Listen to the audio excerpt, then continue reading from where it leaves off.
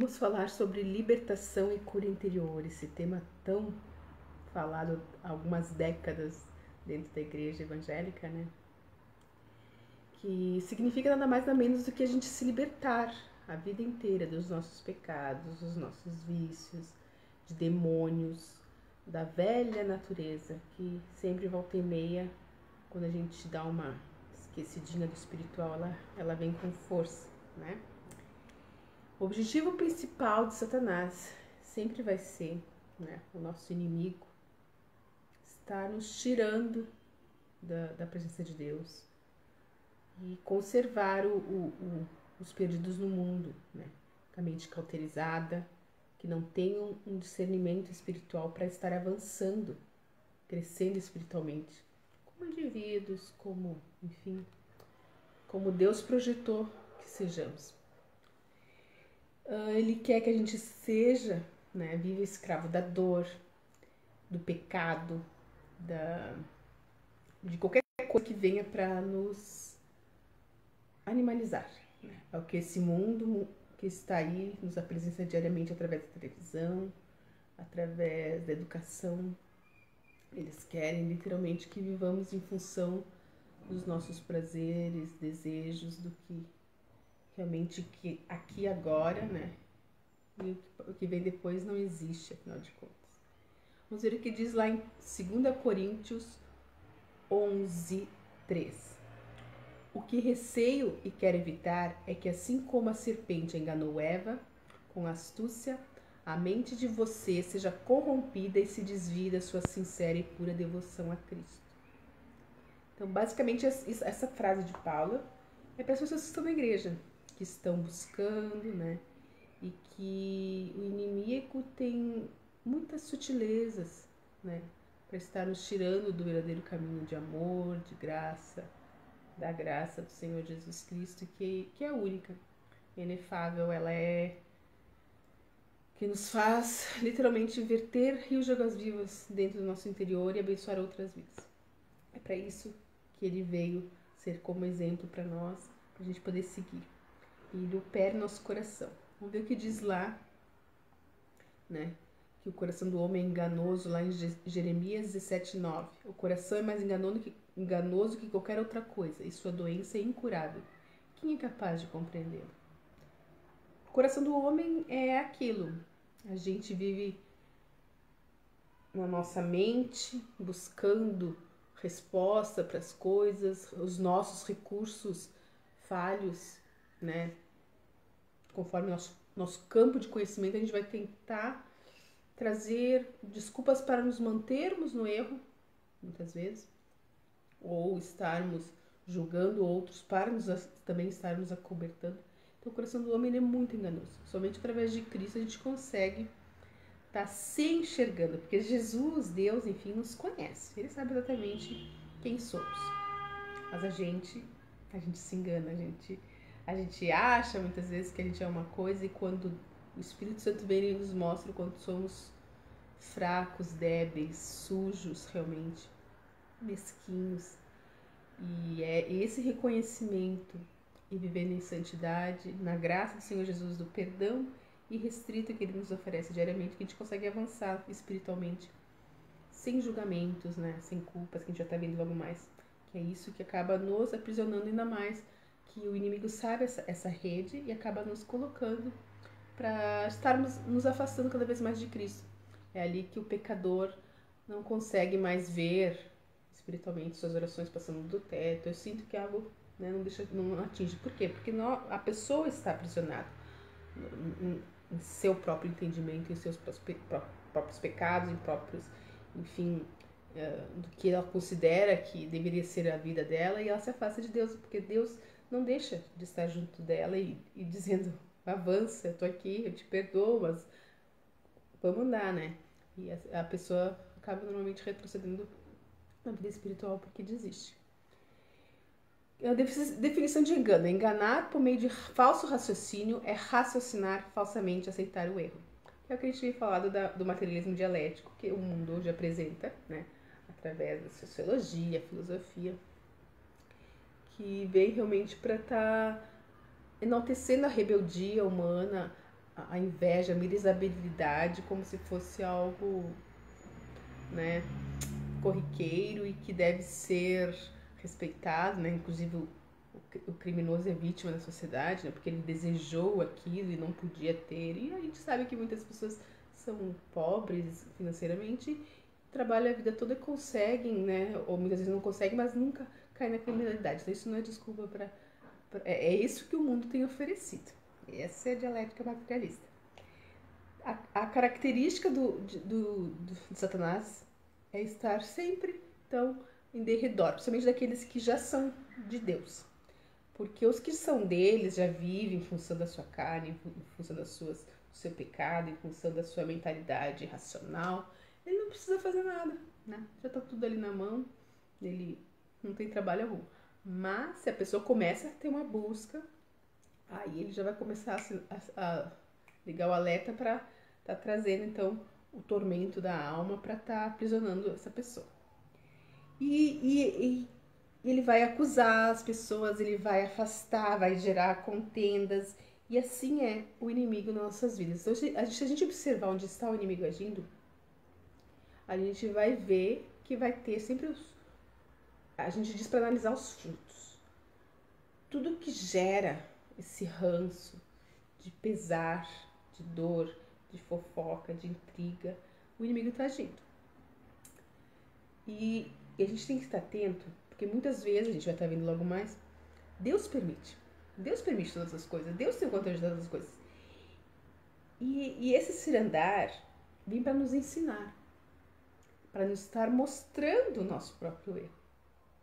Deus permite muitas vezes para que a gente consiga, né, através da dor, consiga vislumbrar que tem algo errado e que a gente consiga transpor espiritualmente isso e até modificar o nosso próprio caráter, nosso próprio entendimento, né, segundo os princípios de Deus, e estar fazendo sua vontade.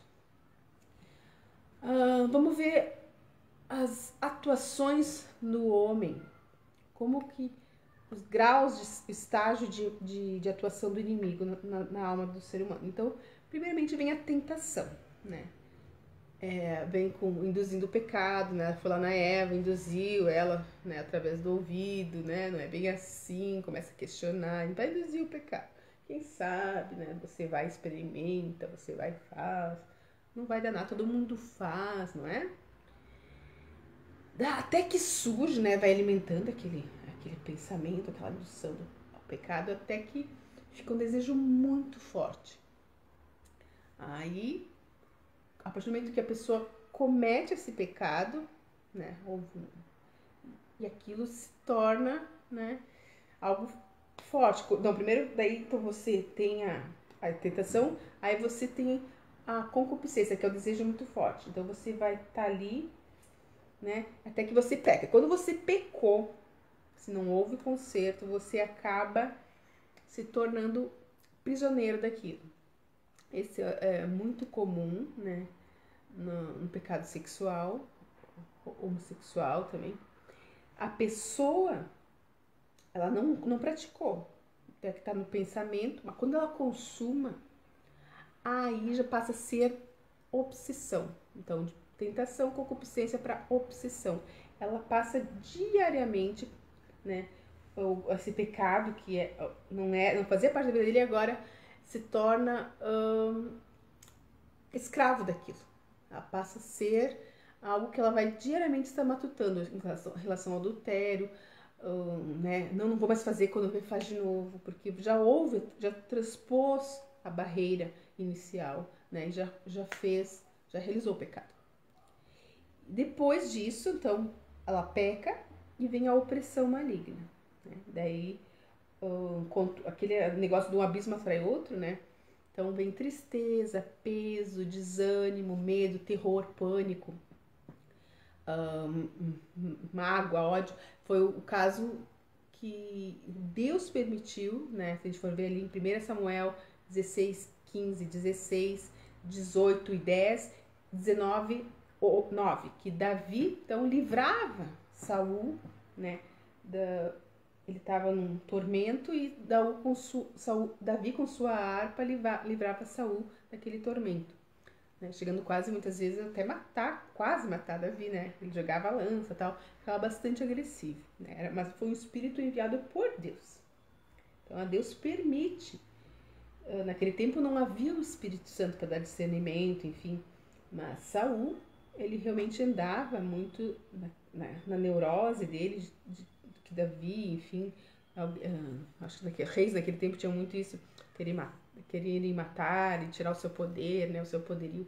Enfim, ele vivia aquilo e como ele era rei, né, quanto mais poder tu acha que tem, mais tu vai cometer, né, ante outros, sem ter senso do que é certo e do que é errado.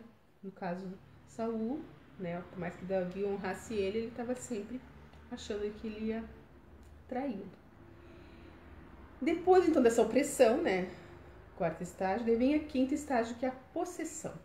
A possessão aí, né, a pessoa quer muito mais do que isso que ela está tendo aqui. Ou ela não consegue, ela vai buscar isso. E ela negocia como se fosse dela, né, a sua alma, que é de Deus. Foi Deus quem cedeu a vida para essa alma. E ela vai negociar com as trevas, com essas forças, enfim, fazendo pactos, envolvimento com o ocultismo em geral, através também da imoralidade, promiscuidade. A gente sabe que o ato sexual ele tem um poder espiritual, energético muito forte. Então ele acaba tendo pactos, né?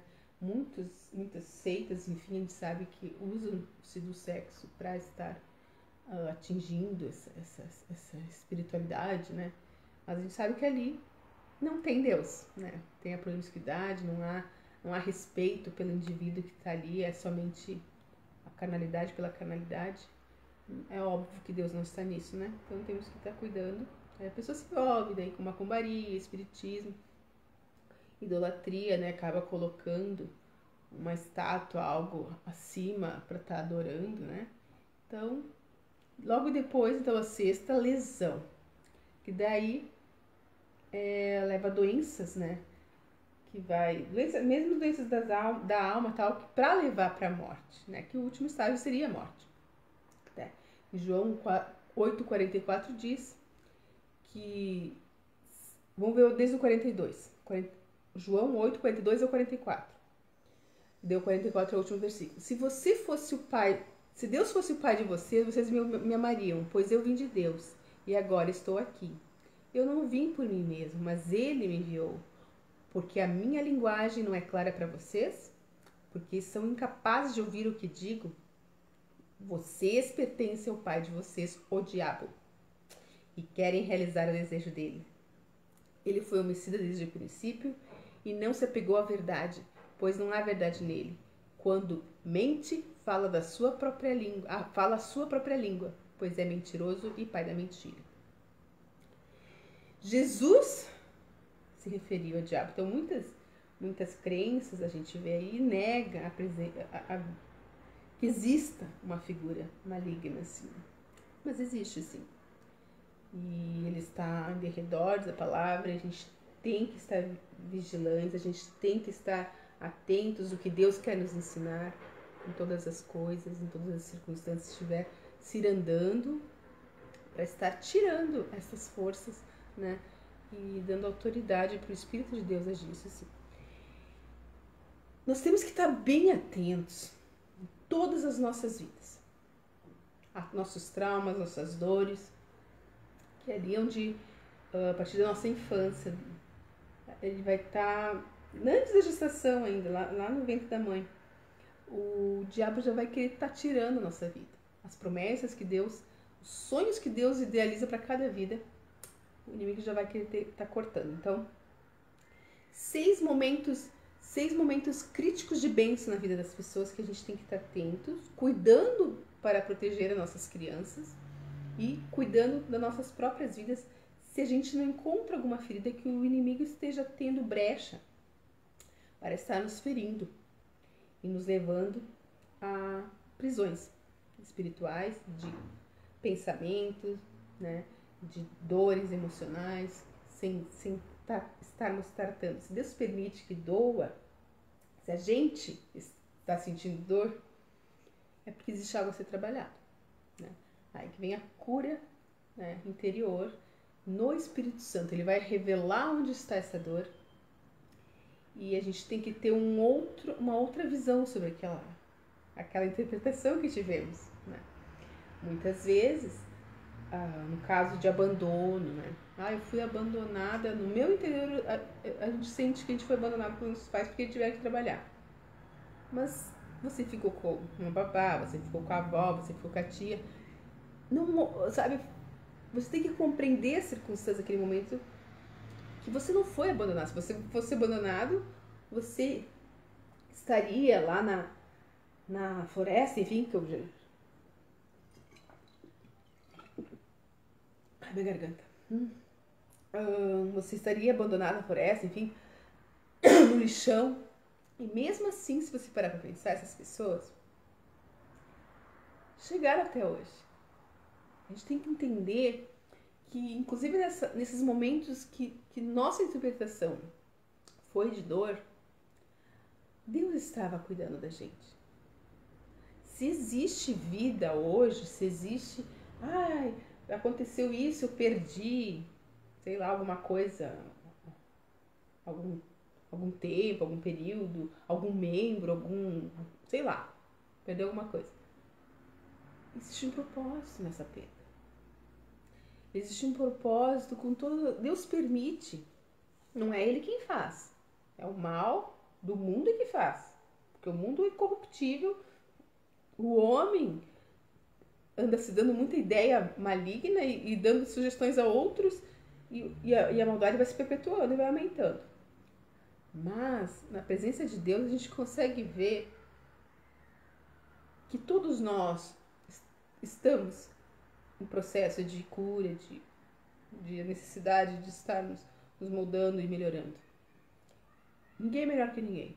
Então, a gente consegue ver nesse sentido, a gente acaba acolhendo o outro sem julgamento, amando, né? Você não sabe a dor que aquele sapato está doendo para aquela pessoa. As pessoas, quanto mais entra na presença de Deus, quanto mais amor começa a reconhecer as suas miserabilidades, né? A presença de Deus, seu próprio ranço, sua própria sujeira, a sua própria neurose, né? Tudo que a gente tem de tão... Tu para de julgar o outro. Porque tu não sabe o que o outro está sentindo. Às vezes o outro é realmente muito mal, sabe? Faz absurdos. Mas Deus quer restaurar essa pessoa também. E a gente não pode ser o juiz. O único juiz vai ser Deus. E se você julga o seu próximo, cuidado. Porque é uma coisa certa. As leis universais caem direitinho. Você cospe para cima, ela vai cair na sua testa. Você vai sentir na sua pele. Ou em si próprio, ou nas pessoas que você ama. Porque Deus quer te ensinar. Deus vai, se você não aprender observando, você vai sentir na pele. Isso, quanto mais madura a gente vai ficando, a gente vai percebendo que isso é uma lei clara. Então, 6 momentos que a gente tem que estar cuidando na vida das pessoas para possíveis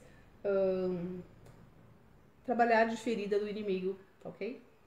Na concepção, ali existe um homem e uma mulher com, enfim, experiências diferentes, às vezes é abuso, né?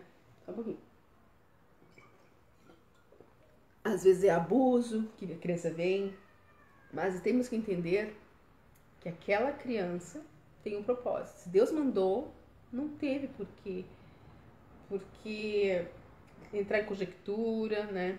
Mas eu tomei a pílula do dia seguinte, mas se Deus mandou, às vezes você tirou... tem tantas pessoas famosas que são bênção hoje, que foram desses motivos absurdos. A gente sabe que é absurdo, um abuso. Mas Deus deu uma semente de vida e de propósito para cada um. E nós, como seres humanos, como cristãos, não podemos em hipótese alguma conceber o aborto. Porque o aborto, ele ele nos coloca como deuses, porque a gente está decidindo a morte de alguém. Então, a partir do momento que você, inclusive na sua mente, concorda com esse tipo de coisa, você está literalmente se achando Deus. Se achando que pode trazer a justiça nesse mundo. Sendo que a tua justiça está enraizada na sua forma de ver o mundo. A sua forma de compreender as coisas. Vamos analisar na Idade Média que matavam mulheres que faziam chás. Aí tu vai lá fazer um chá de macela, passa a dor de barriga do camarada e você vai pra fogueira. E muitos apoiavam. Vocês compreendem? A gente não pode julgar. A gente não sabe, enfim, o que Deus está fazendo por trás. Deus sempre está nos ensinando e sempre está querendo que a vida se transforme para a glória dele e que abençoe outras vidas. Sempre, uma vida sempre é feita para abençoar. Então, na concepção, na gravidez, até isso é muito interessante na micro, né, na morfogenética. Quantos traumas, então, são momentos. Na concepção, a criança vem carregada da metade do pai, metade da mãe, então toda aquela energia familiar dos dois, né, se encontra para formar algo novo, que a gente não sabe o que vai ser. E a gravidez, ali os traumas que a mãe passa na gravidez, a criança muitas vezes vai para a vida toda e não sabe o que acontece, né? Minha vida não sai do lugar, às vezes está lá na gravidez também, na concepção, né? Porque o óvulo da mãe, se tu for ver, quando a avó fica grávida da menina, a formação daquela menina, os óvulos dela já estão lá, na avó. Então tem toda a energia da avó, vocês percebem? Que é genética também, e morfogenética. E traz isso para a menina. Os óvulos da menina estão lá. A mãe se forma com o óvulo da neta. Vocês percebem? E a gente tem que... Por isso que é tão precioso cada vida e as pessoas fazem pouco caso dessa preciosidade que é. Então, outro grande foco também, então, concepção e gravidez, o nascimento. Né? A gente sabe o quanto alguns povos, os judaicos, os indígenas, se preocupam em dar nomes, né, com significados. Então, estejam cuidando do que vai falar, porque esses nomes a pessoa vai carregar pro resto da vida. E tem um curso, enfim, que eu fiz até na Jocum, que é o Veredas Antigas, que vem o significado espiritual mesmo, né? Que Deus tem para cada nome. É algo assim muito interessante, porque todos os nomes, não sei se eu posso estar falando disso, enfim, porque é uma surpresa do curso e tal, mas os nomes revelados é toda a luta da vida inteira da pessoa.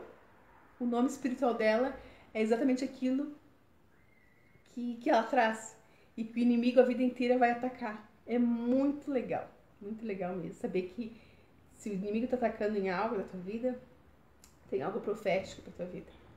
E a gente tem que estar buscando e glorificando Deus. Outro momento muito importante, já falei aqui, então dos primeiros anos, né, até os 7 anos, que é a infância, que é a formação da identidade daquela criança. Ali onde vai conformar todos enfim, tudo que você tiver de trauma na sua infância, a pessoa vai levar pro resto da vida. E ali é que o inimigo vai querer atacar com absurdos, abusos, com os falsos profetas falando absurdos na vida dessa pessoa, né? Para estar levando ela a cauterizar feridas para não desenvolver-se como ser individual, enfim, e espiritual depois. Também na puberdade, né? Que daí tem o bar mitzvah no povo judeu, que é um rito de passagem. Isso é muito interessante porque esse negócio de adolescência é algo novo, né? Antigamente o menino nas tribos, enfim, tinha que ter o rito de passagem, né? Tinha que mostrar que estava apto para ser adulto. E se ele passasse em teste, né, fosse corajoso o suficiente, ou adquirisse o que fosse necessário, né, para mostrar que ele tinha aquele poder, ele fazia e eles tomavam a sua vida para si. E hoje se acham desculpas para prolongar-se essa fase adolescente, que é o estágio intermediário entre a fase adulta e a fase infantil, né? Hoje dizem que homens de 40 anos, 30 anos ainda estão na adolescência, né? Porque não foi dado esse vai e faça, seja, assuma, né? Isso cada vez mais a sociedade tem permitido, né? Essa hiperproteção, que a pessoa mantenha-se infantil pro resto da vida. A gente vê aí adultos com seu videogame e não precisa mais nada, né? Trabalha pra jogar videogame. Trabalha pra ter uma vida, enfim, não precisa traduzir muito mais, né?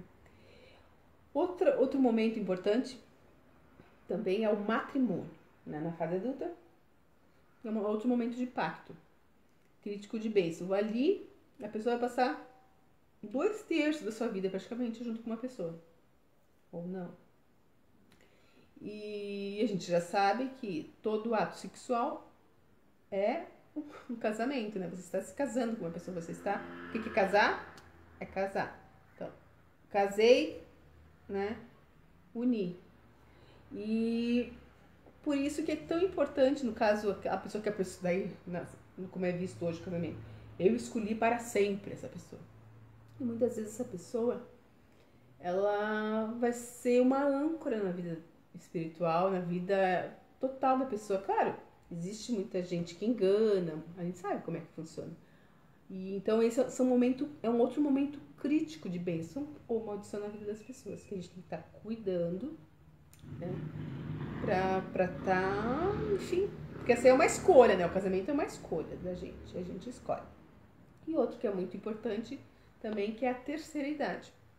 Ali que a pessoa vai se deparar com tudo que ela deixou de fazer, com tudo que ela poderia ter feito diferente, se valeu a pena, que ela tá no fim da vida dela, o que vai ser da vida dela, tá sozinha, tá com quem, tá e meus filhos.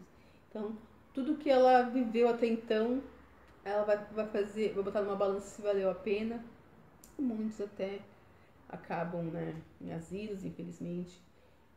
Não sei se, enfim, não vamos julgar, mas a gente sabe que é uma fase bastante difícil, que depressão é muito comum, então tem que ter atento a esses velhinhos, se não estão precisando, de repente, de um cuidado médico, né, em relação a essa dor da alma que estejam enfrentando. Inimigos externos que a gente pode ter, então, enfermidades, né, falta de finanças, problemas de adaptação, no caso, escola, trabalho, sei lá o quê, o diabo, o mundo, o sistema do mundo pecaminoso, as influências de amigos, né, enfim, etc. E problemas internos, né, que é alimentado com todos esses problemas também. Então, são os nossos pecados encobertos, as nossas mágoas, a evidência em ira, em angústia, alguma culpa, medo, orgulho, egoísmo, incredulidade, insegurança. Então, todas essas neuroses que a gente carrega realmente na nossa mente, que acaba muitas vezes ficando maior do que a pessoa possa suportar. E temos que estar cuidando também, então, todos esses 6 estágios, né? Desde a concepção até a terceira idade, dos falsos profetas na nossa vida. Que esses falsos profetas é que vão reforçar, principalmente lá na infância e no decorrer da vida, todo esse ranço que a gente tem vai vir para reforçar e a gente vai lembrar necessariamente naquele momento dessas vozes. Então, que são muitas vezes dos pais, dos professores, dos colegas da escola, da mídia, do mundo em geral, do nosso coração e, lógico, o diabo, que vai inclusive usar tudo isso para, conforme a nossa interpretação, sempre piorar coisas de preferência. todos nós fomos criados para sermos amados, honrados, respeitar e sermos corrigidos, né? A gente precisa ter limites, porque se a gente deixa a anarquia, a gente sabe que não vai ter conforto e reorganização, a pessoa não vai se sentir em paz, tranquila, onde há bagunça, baderna. Então, a gente tem que ter limites, tem que dar limites, no caso para as crianças, dar afeto, receber afeto. E assim é, né, nos relacionamentos. Toma um pouco mais de água aqui.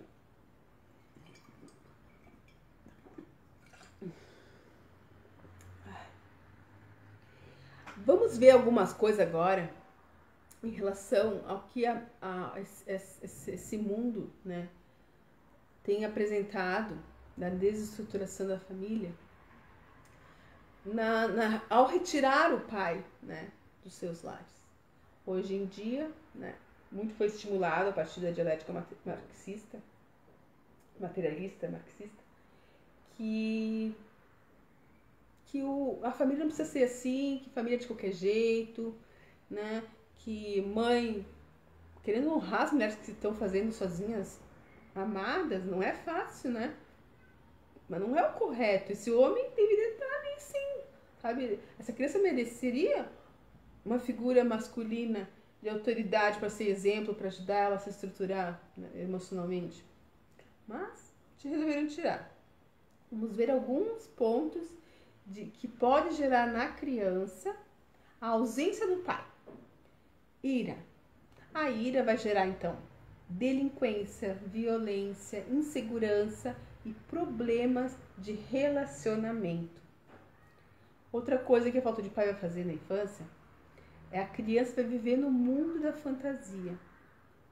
Ela vai tender a vícios, né? Vai ter alívio em prazeres, vai sempre fugir da vida nesse sentido, a ausência de pai. Vai ter, então, a obsessão em encontrar o pai, vai sentir sempre o vazio, uma tristeza, angústia, uma possessividade nos relacionamentos, sensação de algo ruim, muitos ciúmes. Também vai ter sentimento de culpa, que leva à delinquência. Vai sentir, isso é tudo na criança, e depois futuramente, né, pode trazer também. Medo, a criança vai sentir muito medo, vai gerar o quê? Ansiedade, insegurança, possessividade nos relacionamentos, sensação de algo ruim, ciúmes, uma conduta também impulsiva, né? Vai gerar problemas psicossomáticos, ser impulsivo, perda do controle emocional. Tudo isso são adultos, no caso, se estiverem refletindo essa ausência de pai que houve, vão estar agindo também agora, porque tudo que a gente tem de trauma, a gente sempre vai reportar na infância e vai ter as mesmas atitudes. Por isso que é bom a gente fazer terapia, para estar vendo onde é que a gente está se parecendo criança. E também, né, regressão é outra causa de falta de pai. Então vai ter apatia, timidez, vai querer fugir, né, se esconder nos momentos de dificuldades, vai ter incredulidade, né? Normalmente quem não acredita em Deus, normalmente não teve o pai presente, teve essa figura paterna para ter uma representação que a gente se reporta a Deus, né, do pai, aquela figura de super-homem, né, que vai estar protegendo, enfim, e salvando do perigo, aquela coisa toda. Também outra coisa que vai gerar é depressão e alienação. E manipulação também, né? Ela vem de duas situações. Pode ser a manipulação por rejeição, né? E de forma a pessoa vai gerar uma manipulação pela rejeição passiva, né? Vai ser aquela pessoa que vai aceitar tudo, porque ela precisa ser amada, então, por mais que seja algo agressivo a ela vai aceitar. Que é o caso que a gente vê muito comum hoje,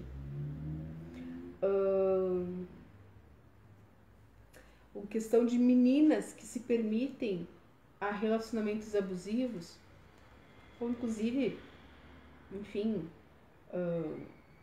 se entregar para homens, enfim, que não as amam, né? Não querem cuidar dela, só querem somente utilizar-se do corpo dela. Mas por quê? Porque ela sente essa necessidade de ser amada. Então ela vai aceitar tudo porque ela, de uma forma passiva, então, porque ela quer ser amada. Ela faz tudo para ser amada. Inclusive, dá presentes, tem gente que também se dedica a isso, para ver se, assim, sendo boazinha, né? Eu sou muito boazinha, eu mereço ser amada. A gente sabe que a gente merece ser amado porque a gente é, não pelo que a gente faz, né? Independente de ser bom ou ruim, todos nós merecemos, todos nós precisamos, nós deveríamos ter recebido esse amor desde cedo. E em relação à manipulação, então, da rejeição, tem essa passiva e tem a indiferente, que é aquele que se entrega, né? Desiste de tudo, já tentou, afinal não conseguiu. Então, isso é uma raiz de rejeição que existe na alma dessa pessoa. E existe também a raiz de manipulação para a rebelião. Só uma gole. Para a rebelião. A rebelião, então, essa pessoa vai tender a ser mais competitiva, né? Vai estar sempre metida, assim, sempre tem que ser o melhor. E que bom que muitas vezes consegue. Pior é quando não consegue. Aí vai para o outro lado, né? Depressão. Porque ele não consegue, se sente derrotado, né? Aí vai pra rejeição lá em cima, porque não é visto, enfim. Mas também outro jeito de rebelião, então é competitivo e o crítico. Ele vai, então, atirar pra tudo que é lado, pra não olharem pra eles, né? Olha lá, não sei o que, vai ficar apontando pra todo mundo. É próprio de quem é ferido, de quem não quer que olhe e quer mostrar que é melhor que os outros, né? Uma força aparente. E aí tem a idolatria, pois tudo que há no mundo, né? Lá dizem 1 João 2, 16 e 17. Pois tudo que há no mundo, a cobiça da carne, a cobiça dos olhos, a ostentação dos bens, não provém do Pai, mas do mundo. O mundo e a sua cobiça passam, mas aquele que faz a vontade de Deus permanece para sempre. Então, é a tal da concupiscência da carne, dos olhos, a cobiça da vida, né? Que é o quê? É tudo que você sente, o que você quer, que você... olha aquele carro, olha aquele isso, aquele... Quer tudo, sabe? Que tem nesse mundo. Quer experimentar tudo que tem de mais maravilhoso que existe nesse mundo, né? É a ostentação dos bens. Coisa fútil que não acrescenta a alma, né? Quantos ali seguem o que Jesus disse, vende tudo que tem e dá aos pobres, né? Porque viram que é por aí. A vida aqui vai passar que nem sopro, a nossa vida é muito breve. E a gente acumulou, vai pro pó, vai pó, depois os filhos, os parentes, os cachorros, vão tudo ficar brigando pelo que tu deixou. Você não viveu, você não abençoou outras vidas, com o que Deus te deu, você acumulou e, né, não vai a lugar nenhum. Então, tudo que ocupa lugar de Deus no nosso coração, que é a concupiscência do corpo, da carne, né, que é a obsessão dos prazeres do corpo, concupiscência dos olhos, que é ter as coisas, e a soberba da vida, que é querer ser mais do que qualquer um, né? Seja na inteligência, seja alguma capacidade ou nos bens, né? Passa, tudo passa. Pode cair, então, em vários prazeres ilícitos para compensar, né? Essa falta, enfim, que a alma tem. Explícitos, que é a bebedeira, a imoralidade, a glutonaria, né? A hostilidade, atos de maldade. Quantos aí gordinhos que come o dia inteiro? O que está querendo preencher nessa alma, né? A psicossomática explica muito isso.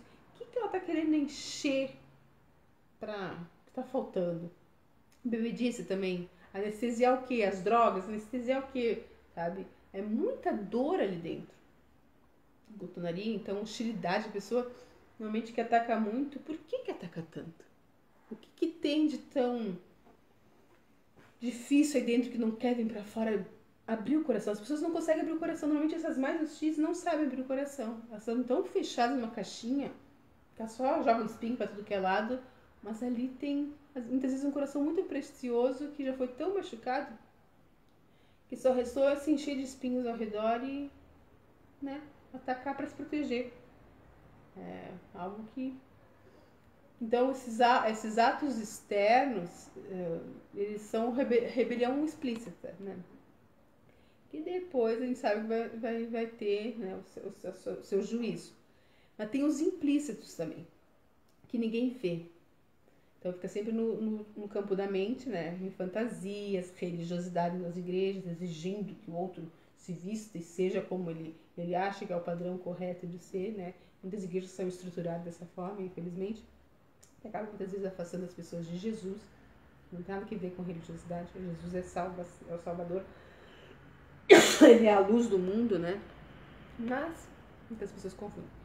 Utopias, né? De se guiar a ideologias e achar que vai conseguir implantar um mundo melhor através das suas ideias, né, mirabolantes de mundo, enfim. O mundo dos sonhos, né, vive ali a negar a vontade de Deus, a realidade, ele se torna escravo, né, da realidade, ele não consegue entender, né, que existe uma vida aqui, existe algo a ser olhado, trabalhado, cuidado, amado, né, ressignificado. Tudo é uma questão de perspectiva de vida. E as pessoas acabam, muitas vezes, sendo aprisionadas, e normalmente é isso mesmo, pelas suas próprias feridas, né? Então, fica ali, encrustado dentro de um quarto, não fala com ninguém, com depressão, ou no seu trabalho mesmo, no seu escritório, não fala com ninguém, não se relaciona, não preenche o mundo com coisas que possam acrescentar, né? Não preenche a sua própria mente com coisas edificantes. E acaba, então, isso é um tipo de rebelião passiva. Então, a pessoa pode não estar atacando ninguém, mas ela mesma, se isolando, ela mostra que não está querendo aquilo tudo que existe à nossa volta e fica criando um próprio mundinho dela. Vamos ver, eu quero ver se eu consigo, como é que eu vou fazer, acho que eu vou fazer depois, vou colocar depois. No círculo, né, que tem aí na apostila, sobre o círculo vicioso das feridas, eu vou citar agora. Então, olha aí na apostila. Tem das feridas não tratadas. Então, você começa, então, no prazer ilícito, que é a concupiscência da carne, concupiscência dos olhos, soberba da vida, né? Que é uma espécie de idolatria. A pessoa vive buscando aquilo, em função do seu pecado, enfim, do que quer alcançar aqui embaixo na terra, né? E pode descambar para superioridade, se achar melhor que os outros, né? Quando consegue alcançar tudo, eu sou o melhor, eu sou o bambambam. Nisso vai sendo alimentado sempre pelo maligno, para que ela se mantenha com essa prisão. Vai ter frustração, né? Essa frustração, porque não vai preencher a alma dela. A única coisa que vai preencher a alma dela é Cristo, mas ela vai sempre estar buscando preencher com mais vícios e mais vícios para manter a mente, né, anestesiada. Quem aí nunca, às vezes, dá uma fuguinha da realidade na internet, né, no próprio, enfim, nas próprias redes sociais, tem aí tantos grupos no WhatsApp, Facebook, Instagram, né, vai perdendo tempo passando, né, e isso vai gerando uma frustração. Chega uma hora que tu vê que tu não tá edificando, não tá melhorando, não tá acrescentando nada na tua vida, então vai te gerar frustração, que vai gerar culpa. Nisso também tem a rejeição, né, daí é uma dor que tá dentro de ti, que vai ser alimentada de novo, é tudo um círculo de feridas. Daí vai ter dor, vai ter, que é o oposto da superioridade, inferioridade, que vai gerar passividade, vai ter um alívio, né, em alguma coisa, vai ter fuga sempre, e assim vai. Então você vai ver esse círculo de vício, para te manter, né, fora da espiritualidade, porque quando você encontra na espiritualidade em Cristo, no Espírito Santo, tudo isso é suprido. Simplesmente você entra em contato contigo mesmo através da visão de Deus. E toda essa neurose, esse círculo vicioso, ele se desfaz na presença de Deus. As maiores barreiras para a gente se libertar, então, é a incredulidade e o orgulho. Nas emoções, eu vou falar primeiro da rejeição. As emoções, mente e vontade. Então, na rejeição às emoções, tem tristeza, autopiedade, raiva de si, apatia, depressão, fantasia, dor. Veja se os sintomas estão aí, veja se você conhece alguém que está nesses sintomas. Então, está no campo das emoções, a pessoa tem uma raiz de rejeição. Tem no campo da mente, o que acontece dessa pessoa com raiz de rejeição? Inferioridade, insegurança, sensação de fracasso, de culpa, de medo.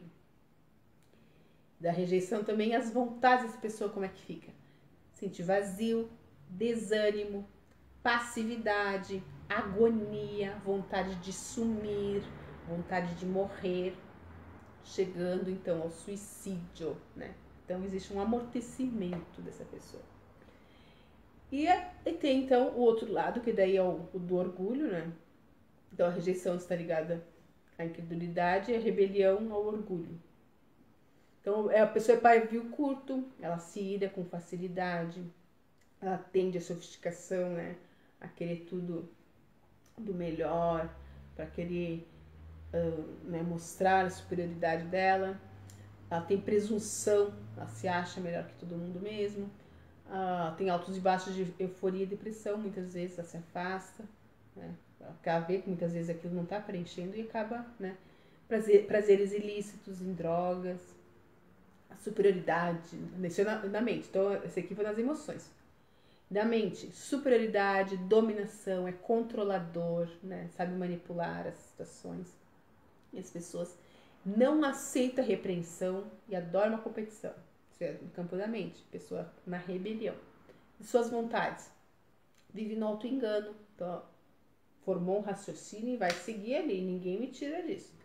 Vive na mágoa, ressentimento, ele é possessivo, tem vontade de matar muitas vezes, uma vingança, uma ira muito grande.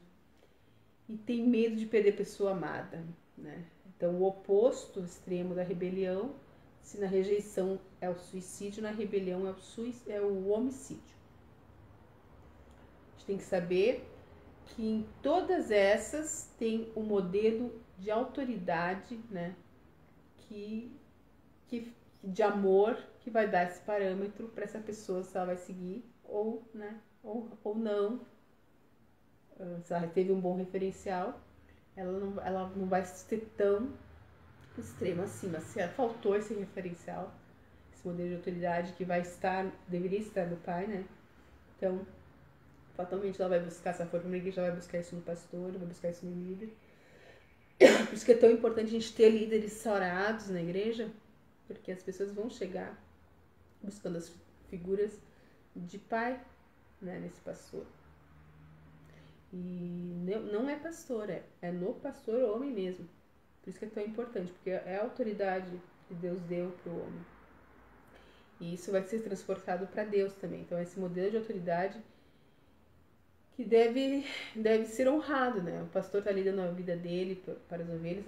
Lógico que tem os maus pastores que nem deveriam ser chamados de pastores, mas devemos honrá-los, né? E você que reconheça um pastor, esteja confessando seus pecados, sendo ajudados para estar melhorando, isso é bênção, a gente saber do guarda-chuva espiritual de proteção que Deus nos dá, né? Então, a autoridade é para o nosso bem, para nossa segurança, né? Para que o mal seja castigado. E fora da proteção espiritual, da proteção, da justiça, né? Do desrespeito, a gente tem uma desordem. Quando ocorrem essas rebeldias, enfim, essas passividades, porque houve uma desordem, isso acaba caindo na sociedade. e acaba perpetuando, porque um machuca o outro, e isso vai disseminando, né? Como o polvo que solta aquela tinta. Qual o ciclo? Primeiro, então, a gente tem que ver então que o pecado seja o líder, então essa desordem tem que ser organizada, tá? Então, por trás de uma luta, há sempre uma provisão. Deus sempre vai prover todas as coisas que a gente necessita para a gente aprender e avançar. Se nós temos algo na nossa vida que está se repetindo, é porque a gente não entendeu a lição daquilo. Porque quando nossa alma está consolidada num aprendizado divino, a gente passa para a próxima fase. Eventualmente vai vir aquela fase inferior de novo para ver se realmente a gente não retrocedeu. Mas a princípio, se você resistir o diabo, ele vai fugir da gente e a gente vai consolidar isso na nossa própria identidade, nossa própria personalidade, e a gente vai conseguir avançar, né, para os próximos estágios de cura. E o nosso ministério, eu sempre falo isso, né, desde o começo das aulas. A nossa dor maior, a gente tem que estar avançando, entendendo, sarando, para a gente adquirir essa autoridade para a cura. Porque onde a gente tem autoridade, onde a gente tem o diploma de passei no curso, a gente vai abençoar muitas vidas que estão passando por isso, e elas também vão adquirir essa autoridade para abençoar outras vidas num ciclo de perpetuação de amor. Por isso que a gente não deve negligenciar a dor na nossa vida.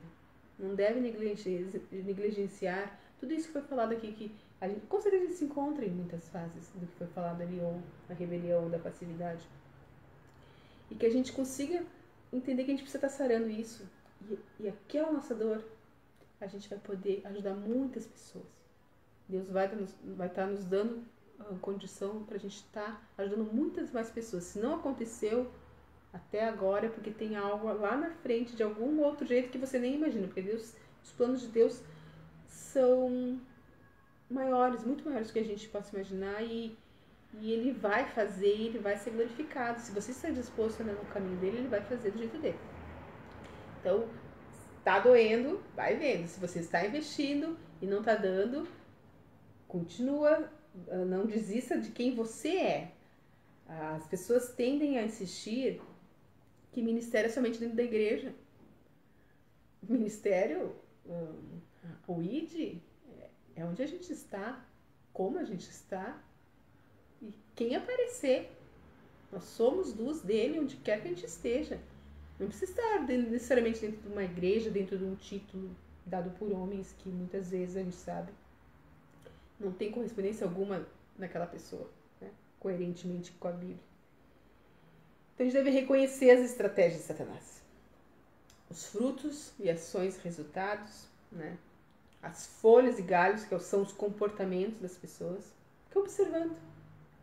E a raiz, qual o sistema de crença nossos, como funciona a nossa mentalidade, como funciona dos outros, para a gente conseguir interagir com eles, conseguir tocar o coração deles, né?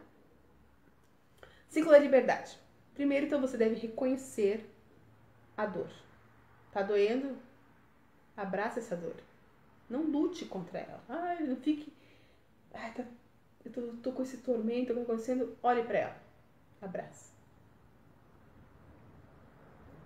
Tá doendo? Saiba que você está vivo nessa dor. Sinta essa dor. Acolha essa dor. Daí pergunta para Deus, né? Qual a origem dessa dor? De onde vem essa dor? Deixa que Deus revele. Se não vier, Ele vai dar no momento que a gente esteja preparado para saber. Muitas vezes é algo tão profundo lá da alma. Às vezes uma criança, a gente não sabe o que aconteceu na infância. São raras crianças que lembram o que aconteceu antes dos 5, 6 anos. Às vezes a vida é tão profunda que não é o momento certo para entender, para saber. Mas se for para a gente avançar, Ele vai mostrar e vamos avançar. O importante é você aceitar que ela existe e que Deus pode curar, né?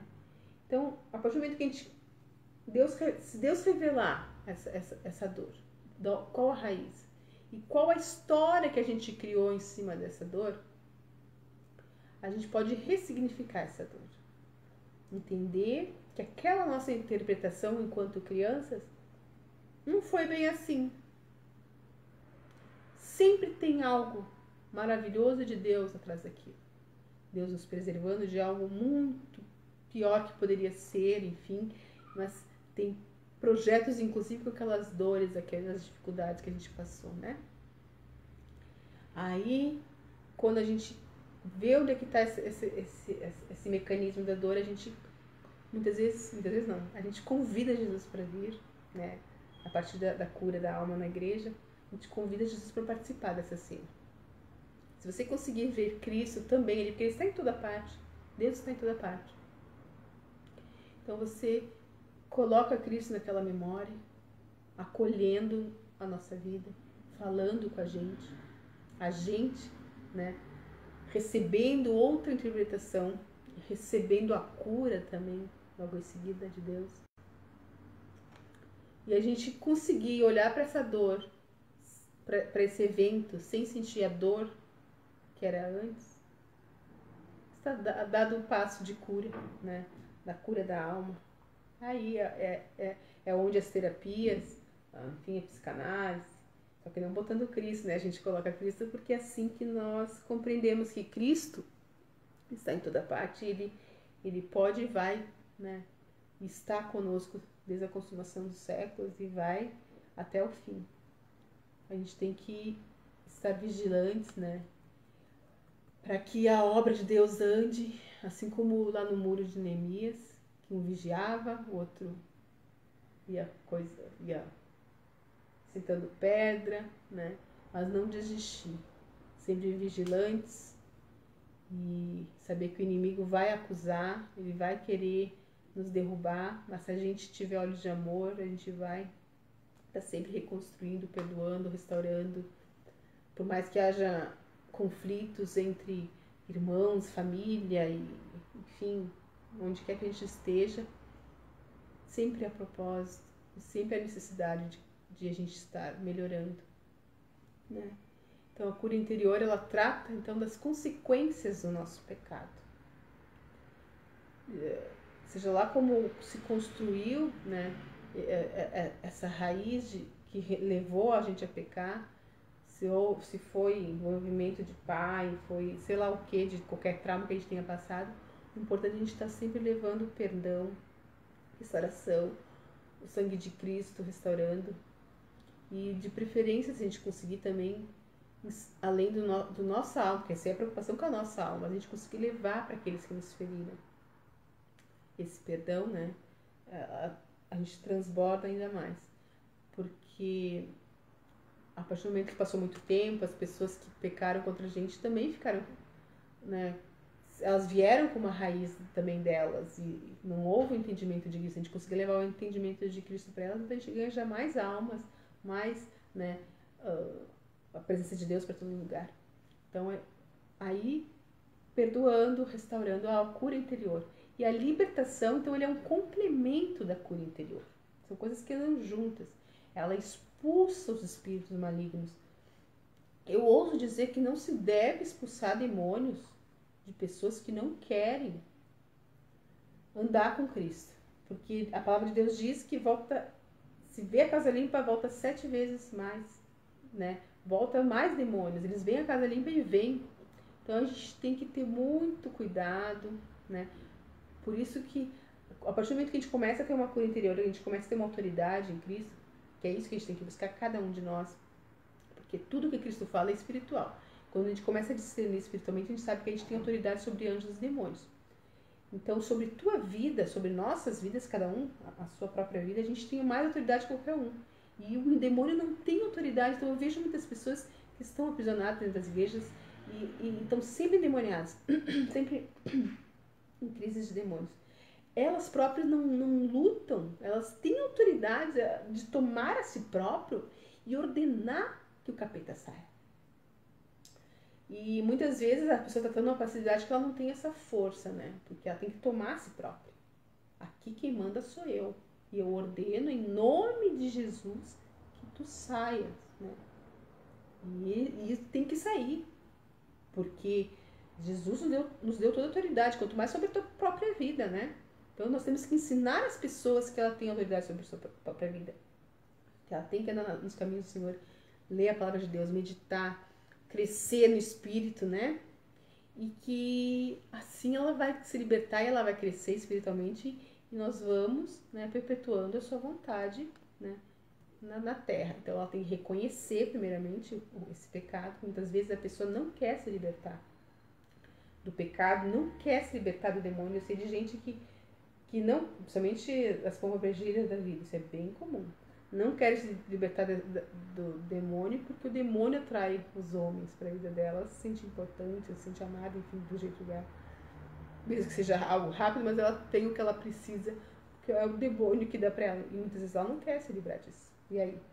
Então ela tem que se arrepender, ela tem que confessar, orar, então renunciando toda e qualquer aliança com as trevas. Tudo isso é um trabalhar na vida dela, que ela vamos buscando, né? E reconhecendo e mudando.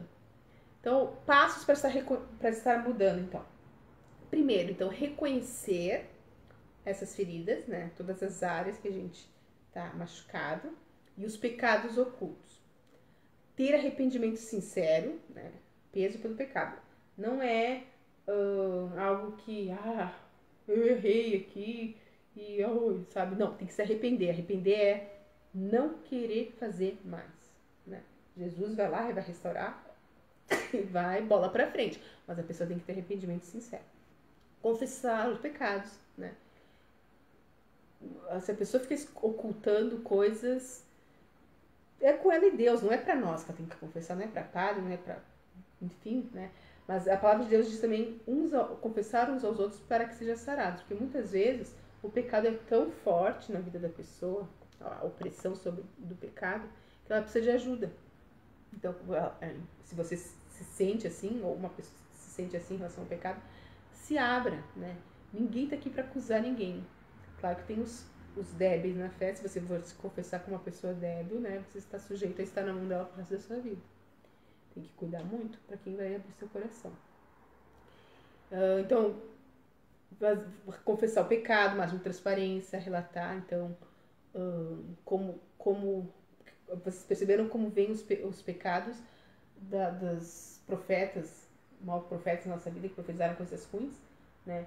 Os falsos profetas. Então, temos que estar vendo como é que foi a relação com o modelo de autoridade que se teve, porque essa visão também vai ser a visão que a gente vai ter de Deus, né? Deus é um pai amoroso, que a gente sabe. Então, confessar, pedir perdão para Deus por todo o pecado de incredulidade ou orgulho. Escolher, então, declarar o perdão para as pessoas, perdoar a si mesmo, renunciar a toda rebelião, imoralidade, ódio, medo, né, incredulidade, tudo que pertence, então, a derrota e fracasso, todas as entidades envolvidas. Então, toda vez que a gente vai orar, é importante a gente ter ciência que existe um mundo espiritual que a gente não enxerga, que está vendo todas as coisas. Assim é entregar nossa vida para Cristo, quando a gente faz a oração de entrega. Existe um mundo espiritual anotando tudo que a gente faz, pensa e sente. E o que a gente fala é profecia, é muito sério. Tem que ter muito temor. Quanto mais a gente estuda sobre como funciona o mundo espiritual, mais a gente tem que ter cuidado com as nossas palavras. As palavras têm muito poder, porque elas vêm carregadas de energia e elas profetizam e o mundo espiritual ouve e se agarra nisso. Então, temos que cuidar. Então, tem que perdoar a nós mesmos, renunciar a rebelião, feitiçaria, moralidade, tudo que é ruim. Vai tirando. Vai reconhecendo o que tem de errado e vai liberando, vai pedindo perdão, vai renunciando, quebrando vínculo. Se houve união antes do casamento também, pede que as energias sejam repartidas, traga a sua parte de volta, devolve a parte da alma do outro. Tu não massacre com a pessoa, né? Então você trouxe parte dele dentro de si. Inclusive, há pesquisas que só um beijo, troca de saliva já traz parte da pessoa para dentro de si. Então, não é assim que é feito os testes de DNA? Pega um pouquinho de saliva, já tá ali, já tem tudo o DNA da pessoa? Pois é. Então é muito sério. Imagina, né? Com um ato sexual. Então a gente vai então receber a oração, pedir ajuda, se você tiver um grupo que ajude, né? Quebra de maldição, cura, perdão, cobertura espiritual. Resistir o demônio aí vai da pessoa, porque os demônios vão querer voltar, por isso que é bom a pessoa estar lendo a palavra, estar buscando jejum, oração, entender, né? Crescer espiritualmente. Não se deter a coisas que venham trazer de volta o pecado para ela. Se apossar desse amor de Deus, que ele nunca imaginou que poderia existir um amor de Deus mesmo, um amor em relação à proteção de Deus, tá suprindo todas as nossas necessidades, todo o aconchego que o Espírito Santo pode dar, né? Pedir que o Espírito de Deus esteja inundando e crer que Deus vai cumprir todos os seus propósitos, vai fazer tudo o que precisa ser feito, porque Ele é um Deus poderoso.